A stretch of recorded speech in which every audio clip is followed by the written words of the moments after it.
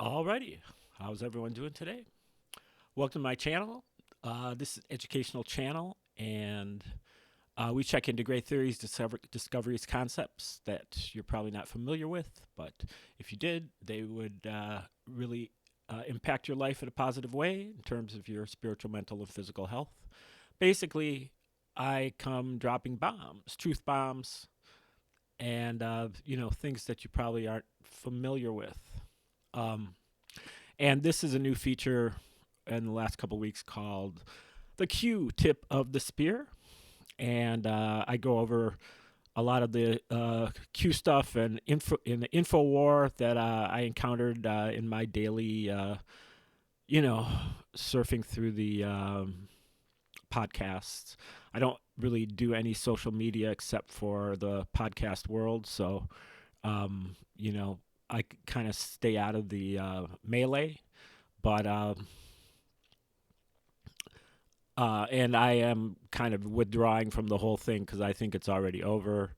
And so I think that if you look carefully, it would be think so too. And not time to sit on your hands and eat popcorn, but time to do some spiritual practices. Try to figure out who you are and what you're here for, and get in shape and get your diet together, and get your mind together, get your emotions together. It's the perfect time for that, where those things are all going to be in need here coming up, because we're not going to be just waltzing into this golden age just the way we are. Everybody's going to have to make a lot of changes, a lot of sacrifices, even if we are on the winning team. And so I read, when I was in grad school, I read a history book by T.J. Jackson Lear. It's called Highbrow, Lowbrow. It talks about how back in the day in the United States, kind of rural United States in the 19th century, there would be these Shakespearean troupes that would go around and do plays just in the countryside, for the townspeople. And that's almost kind of a non sequitur already. You don't really think of, the hayseeds going to watch Shakespearean plays, because you normally think of, this happening in a ritzy theater with people wearing tuxedos and stuff. But it used to happen. And the townspeople were not intimidated. They would heckle the Shakespearean actors, and they would ask for clarification, and they would criticize the Shakespearean language, and they would it was a call and response. It was a back and forth kind of thing.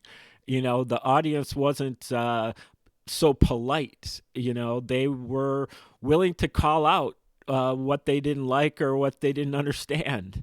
And I think that's really refreshing to think of that. But I think it also applies to right now, because I just see it so often. We need to apply that exact same mindset to our reading of the Bible. And all religious books, but in particular with the Bible. I think most people, when they read the Bible, they just defer to it, and they're willing to turn their mind into a pretzel in order to believe what's said in there, and they don't really question. I was listening to a podcast today, and they referred to it like 4 times in 5 minutes, that God created man in his own image. Well, that the Hebrew word there is selem, Tselem, I believe, and it doesn't really mean image. Um, it it seems like it really means something more like DNA, and it's not. And it wasn't God with with a capital G. It was God with a small g that did that. It was a genetic experiment. Um, and so, but if and you don't have to believe me, that's just my take on it.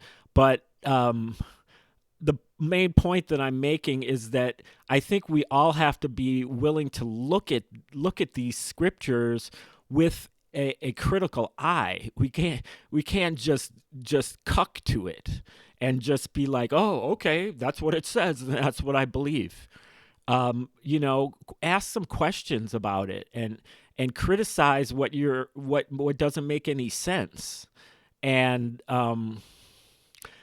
question when you're reading something that's been translated 3 or 4 different times. You can't just go into it with the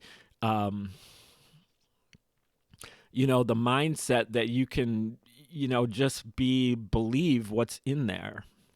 So, I feel like that would really help the truther movement if just that one thing, if we put some criticism into this and we scrutinized it. Not even criticism, but just curiosity as opposed to obedience. A healthy curiosity toward what is in there, an openness, as opposed to, okay, I'm supposed to learn this because I'm supposed to, or because I believe it's good, or because I heard in the same show, I heard them talking about, you know, I'm going to choose to believe in God because what if I'm wrong? You don't choose to believe in anything. Belief is involuntary. It's based on the truth. And I can't believe it right now with the current evidence that I have seen.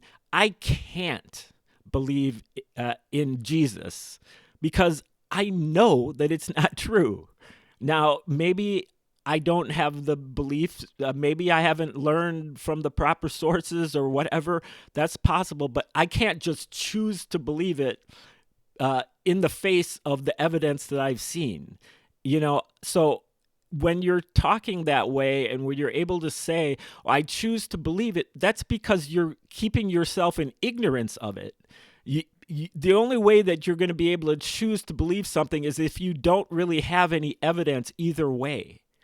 And that is only because you haven't done the research, meaning that you haven't read the book with the proper level of openness.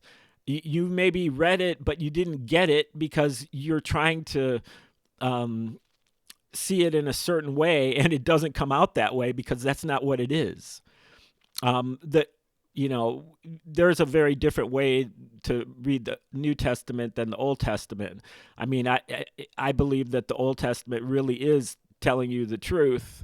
It is really providing accurate history in many areas, but that it is our problem that we keep putting a religious veneer on it, that it's not a religious document. It is that all the so-called gods in there, the Elohim, they are flesh and blood individuals that have maybe more technology than we do, or maybe smarter than we are, but they're not gods. They're gods with a small g at best.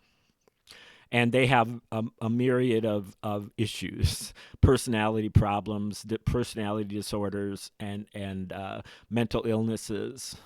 But the New Testament of the Bible is just straight up psychological operation. It's an op. Jesus is an op. The Romans pulled off an op against the Jews, and especially the Jewish zealots, and they, instead of the Jesus with instead of Jewish Messiah, who was going to be the military commander to help the Jews overthrow the Romans came up with a Jewish Messiah who was a Prince of Peace and believed in rendering unto Caesar's what is Caesar's, and also to turn the other cheek. And so therefore, thereby, kind of neutralizing the Jews. And then they also used it on the slaves and the soldiers as well. Over the course of time, it turned into a multi-generational affair for the Romans, because it was, I think, somewhat successful. Anyway, we will get into that more in the future, but for now, I think that's about it. And um, yeah, so check out the Q-tip of the spear on the Wild Tangent Network. And thanks for tuning in today. Hope to see you soon. Like, share, subscribe, contribute, and have a beautiful day.